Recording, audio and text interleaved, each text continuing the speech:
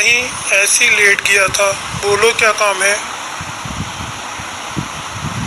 भाई, क्या आप मुझे बाजार ले चलेंगे?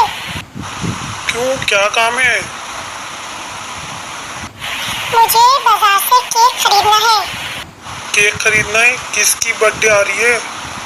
अरे भाई, आप हमेशा भूल जाते हैं। आपको नहीं पता कि 15 रमजान इमाम हसन अलैहिस्सलाम की बर्थडे है। मुझे उनके लिए केक लेने जाना है। अच्छा चलो चलते हैं। चलो गाड़ी में चल के बैठो, मैं आ रहा हूँ।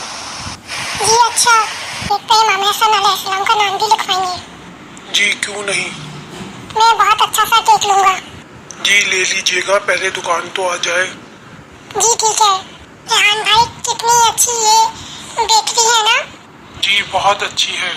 हम यहीं से केक लेते हैं। जी क्यों नहीं। अंकल, ये केक कितने का है? ये केक 1000 रुपए का है। अंकल, मेरे केक पर इमाम हसन अलैहिस्सलाम का नाम लिख दीजिएगा। इमाम हसन अलैहिस्सलाम का? जी 15 रमजान को उनकी बर्थडे है, इसलिए हम दादा जान के लिए केक लेकर जाएंगे। क्यों नहीं, जरूर। ये केक हमें 15 रमजान को चाहिए। ठीक है बच्चों, आपको 15 रमजान को ये केक मिल जाएगा। चलें भाई, और बाकी तैयारियां करते हैं। ठीक है चलो।